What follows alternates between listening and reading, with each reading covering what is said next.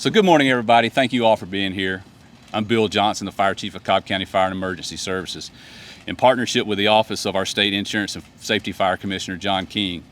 We're here today just to talk a little bit about the safety of fireworks. With the July 4th holiday right around the corner, we figured it was important for us to get a message out to how to safely use fireworks in an effort for us to minimize the injuries we see associated with the improper use of fireworks. So at this time, I'd like to turn it over to Commissioner King to say a few words. Thank you very much. Appreciate y'all being here this morning.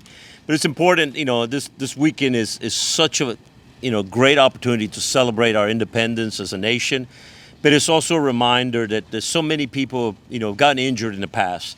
And in the spirit of being able to, celebrate, we can't forget the fact that a lot of people, through the misuse of fireworks, become injured.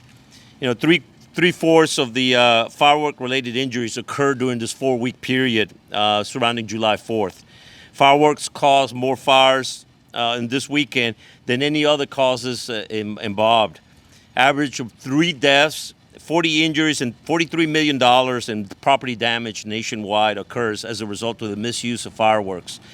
And about 7,000 people are treated in emergency rooms every year for fireworks injuries. So this is a reminder that please, common sense is the biggest, I think is a theme that we're going to be trying to remind the public.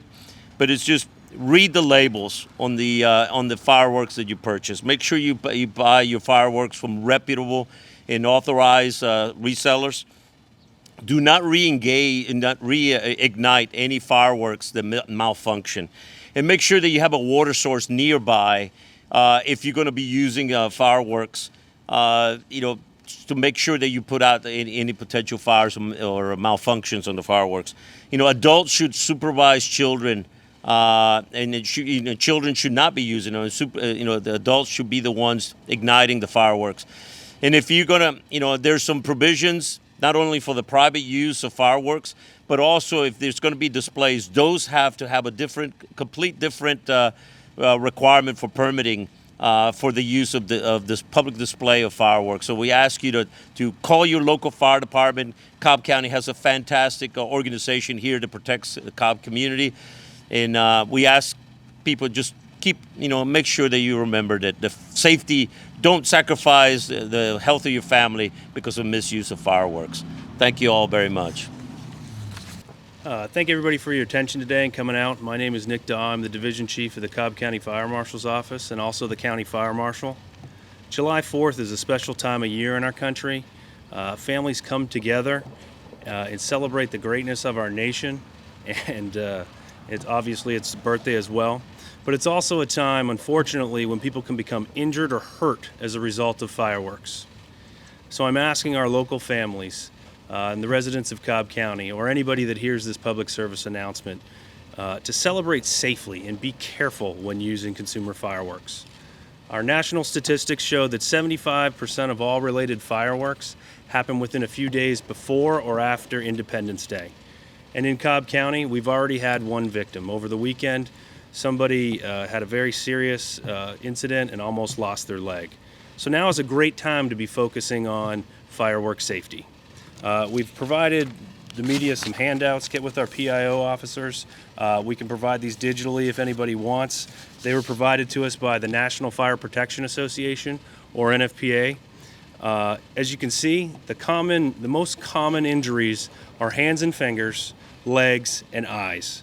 I'd also like to point out that approximately 19,000 and change, 19,500 people are injured each year using consumer fireworks. And 40% of those victims are unfortunately under the age of 14.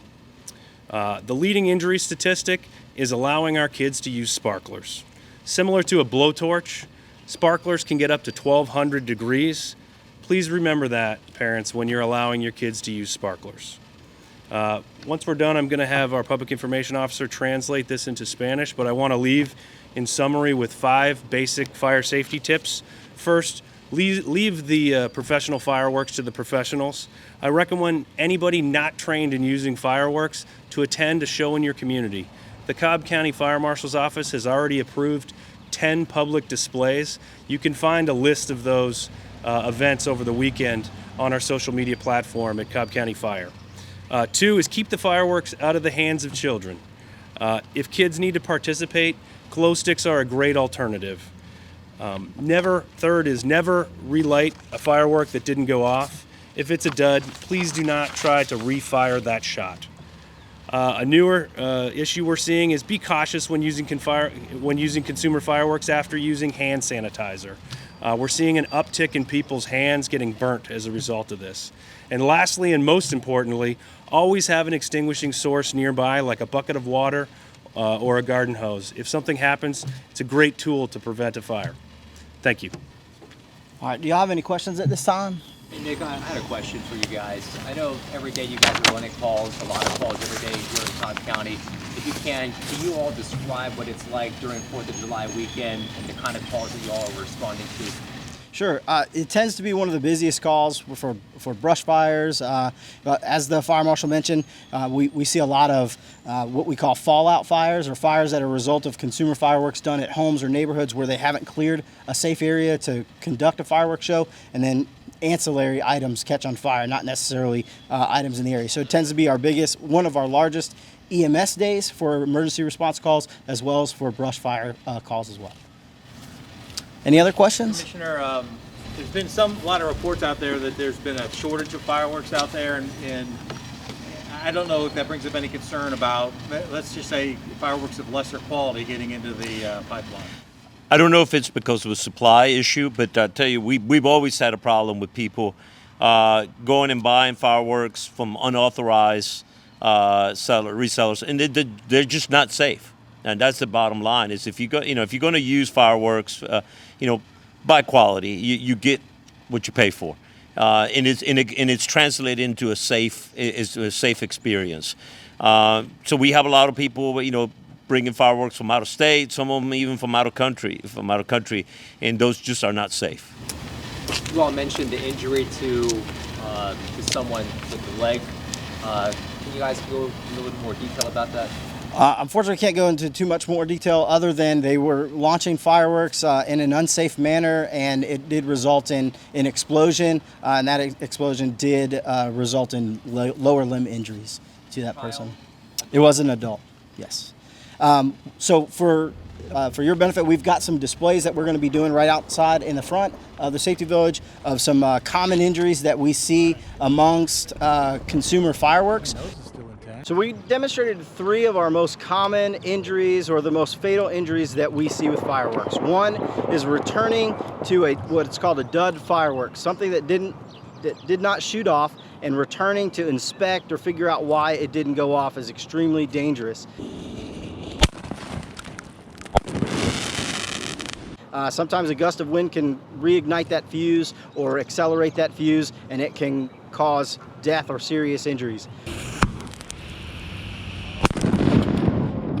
The second that we demonstrated is utilizing a firework that's not designed to be shot from the hand, but using an artillery tube or some type of a safety device. Again, it's really important to look at the labels and make sure that you're following the manufacturer's guidelines for safe use of consumer fireworks. And